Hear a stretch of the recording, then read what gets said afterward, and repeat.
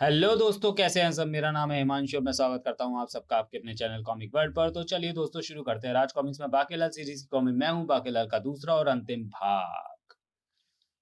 प्यारे घोड़े, मैं तुम्हारा शुक्रिया अदा कैसे करूं? आए, ये तो घोड़े को कह रही थी। मैं जटे यमला पगला दीवाना और रब्बा इतनी सी बात न जाना कि ओ मैनू प्यार कर दी है, सड्डे उत्ते वो मर दी है। और तभी कहाँ है वो दुष्ट दुराचारी प्राणी, मैं उसे शाप दूंगा। ओह, तो यह है वो पापी। मैं नहीं। तो ठहरिए पिताजी, ये वो शैतान नहीं है। ये तो वो है जिन्हें देखकर वो शैतान यहाँ से भाग निकला। आए, ये तो इसे भी अपना पिताजी कह रही है। इसके कितने पिता हैं? ओह, किंतु पिताश्री, आप तो कानों में रुई डालकर तपस्या कर रहे थे, फिर आप तक मेरी आवाज कैसे पहुंची? पुत्री, मेरे कान में जोरदार खुजली हुई थी। मैंने तिनके से कान खुजाने के लिए रुई को बाहर निकाला तो तुम्हारी चीख मेरे कानों तक आ पहुंची। मैंने अपनी दिव्य शक्ति से जान लिया है इसका नाम। बाकीलाल, ये लो, यह मुद्रिका अपने सबसे बड़े दुश्मन की उंगली में पहना देना। वह अमावस के प्रथम पहर ही डूब कर मर जाएगा। जाओ ऐश करो। मुद्रिका? मगर मुद्रिका तो मुझे मिलनी चाहिए। मुद्रिका प्राप्त कर बाकीलाल वापस चल पड़ा। मेरा सबसे बड़ा दुश्मन तो एक ही है, वही मुच्छड़। अब आएगा मजा, जब मैं ये अंगूठी राजा विक्रम सिंह की उंगली में पहना दूंगा। वो मारा पापड़ वाले को। इसी अमावस के दिन मेरा मतलब कल रात को डूब कर मर जाएगा। चल मेरे घोड़े, टिक टिक टिक। चलूं? अबे मैं चलता नहीं, दौड़ता हूं। और गिराने से भी बाज नहीं आता हूं। ओह! राजा सनकी सिंह। महाराज की जय हो महाराज। दशरथपुरी के राजा दशरथ के रथ का घोड़ा चालू राम हमारे घुड़साल की एक घोड़ी छमक छल्लो को भगा ले गया है। आलू बुखारा खा लूं? क्या? सेनापति, युद्ध की तैयारी करो, मगर गुप्तचर। राजा सनकी सिंह के बारे में जानने के लिए बाकीलाल सीरीज में सत्यानाशी का फूल पड़े। आलू बुखारा हमें नहीं झुलाओगे? झुलाओगे नहीं महाराज, खिलाओगे कहिए। पर आलू बुखारा तो झूठा हो गया महाराज। कल मूंगफली खिलाऊंगा। मूंगफली मतलब मूंगफली, उसी क्षण।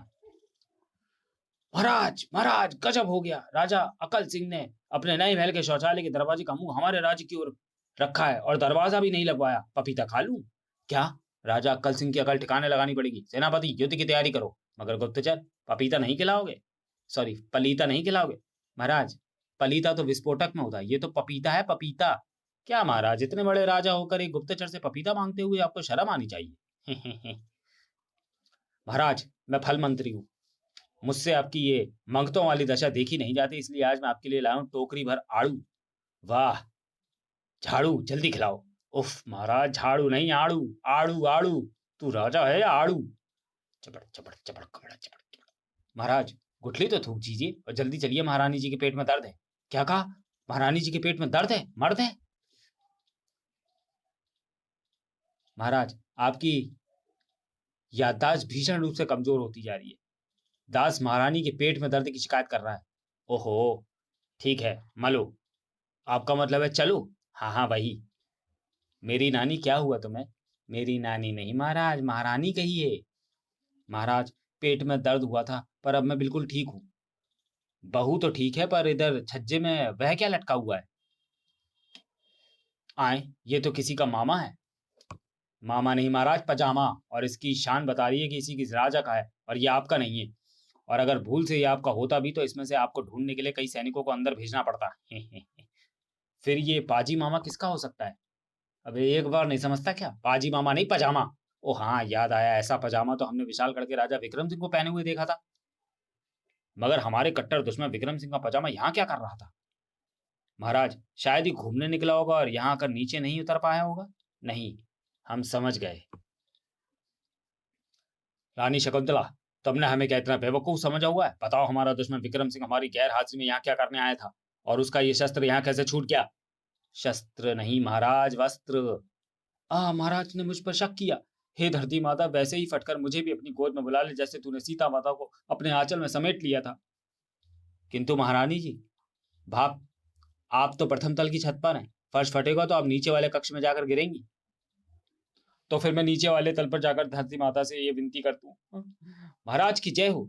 ओ गुप्तचर, तुम तो विक्रम सिंह के राज दरबार में तैनात हो। जल्दी से बताओ अपने खाने का कारण। खाने का नहीं महाराज, आने का। पहले गन्ना चूस लूं। गुप्तचर, मुझे तो गन्ने का रस अच्छा लगता है, रस नहीं पिलाओगे? महाराज, आप भी बस आदत से बाज नहीं आते। जबकि आपको पता है कि मैं गन्ना तो दूर, गडेरी भी आपका नहीं चूसने का। अब खबर सुनिए महाराज, गजब हो गया, राजा विक्रम सिंह का पजामा आंधी में उड़कर आपके राज्य की तरफ आया है। अच्छा तो हम चलते हैं, फिर कब मिलूंगा पता नहीं। क्या? ओह, इसका मतलब रानी मदहोश है? मदहोश नहीं महाराज, निर्दोष। सनकी सिंह ने विक्रम सिंह के पजामे को हवा के रुख की ओर उछाल दिया और जल्दी करो निजी मंत्री, कहीं धरती माता सचमुच की महारानी को अपनी गोद में ना संभाले।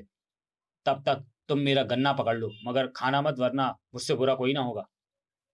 मगर निजी मंत्री, वो देखो गड्ढा। नहीं, महारानी जी धरती मैया की गोद में समा गई। थमा नहीं, थमा गई नहीं महाराज, समा गई। मैं राज्य में शोक मनाने के लिए 1 माह की छुट्टी की घोषणा करता हूँ। बच्चों, बच्चे बहुत दिनों से पहाड़ पर घूमने जाने की जिद कर रहे हैं। महाराज, सन की, जरा पीछे को हटिए। ये पौधा मैं इस गड्ढे में गाड़ लूं? बड़ी मेहनत से गड्ढा खोदा है। तो फिर महारानी कहाँ है? महाराज, मैं आपसे यही कहने आई हूँ कि महारानी जी कानी घोड़ी वाले रथ पर बैठकर मायके चली गई हैं। इधर विशालगढ़ के भयानक वन के पश्चिमी छोर पर बने उस किले में 53 और उसका पता 54। क्या कहा तूने पुत्र?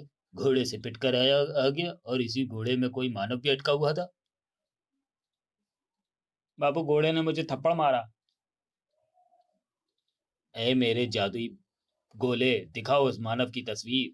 उसी समय घोड़े पर वापस जाते बाकीलाल को के चेहरे से आकर टकराया कोई वस्त्र। ओ ये क्या! उफ, तीव्र हवा के कारण ये मेरे चेहरे से बुरी तरह से चिपट गया। आए, इसने अपना चेहरा अपने पजामे से ढका हुआ है, मगर मेरे पास इसका चेहरा देखने का दूसरा तरीका भी है। ऐ जादुई गोले, चल जल्दी कर, मुझे इस पजामे के मालिक की शक्ल दिखा। बापू, मैं सोने जाऊं? हाँ बेटा जा, दुश्मन से मैं निपट लूंगा। तो ये है मेरा दुश्मन राजा विक्रम सिंह, चड्डी बसली सब बराबर कर दूंगा। ही हा हा हा हा हा। अब मैं जाता हूँ राजा विक्रम सिंह को उंगली में यह अंगूठी पहनाने, जिसके असर से कल अमावस की रात को दुश्मन जलकर भस्म हो जाएगा। ही हा हा हा हा हा।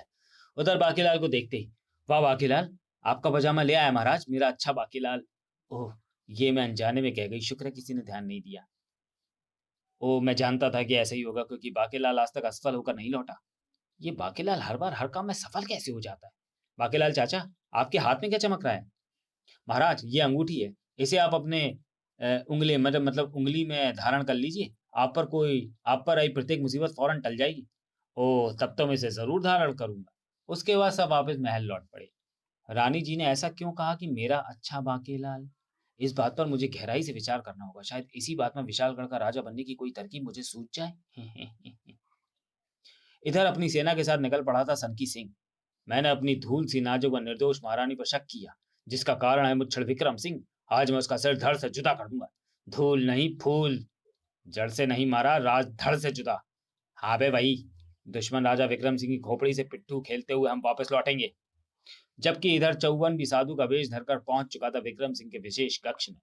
महान जोगी, एक तारा तेरा बंटाधार, हमारा अर्थ है तेरा कल्याण करने कैलाश पर्वत से आया है।